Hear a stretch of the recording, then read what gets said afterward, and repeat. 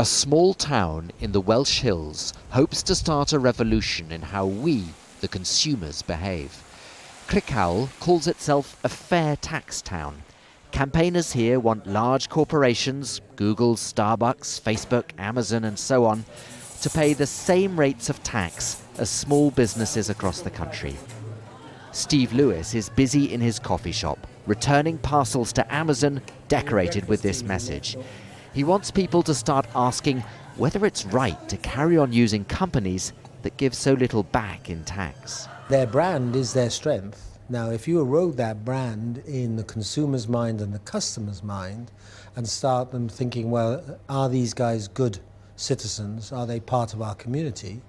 And if they're not, what are we going to do about it? But it will require the customer and the consumer to step up. Steve Lewis would like people to use local companies, and in this town, that's still possible. One of the interesting things when you walk around Crickhowell is seeing that almost every shop is locally owned. They're independent. And that is so different to the typical British town these days, which are dominated by the same old big chains. And it helps explain why people in this town are passionate about the fair tax campaign. Stephen Askew is the town's baker, always ready to tell his customers why fair tax matters. I think what we've got to do is make people realise that it's them that are being shortchanged.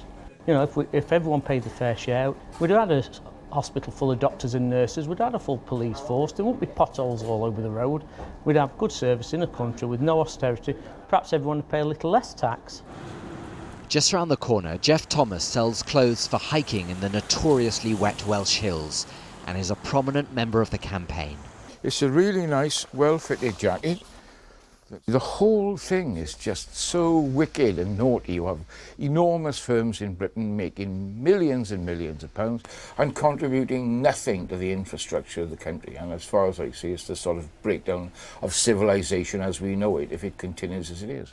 But are politicians ready to take on global corporations? And are we ready to stop searching on Google, friending on Facebook and drinking coffee in Starbucks?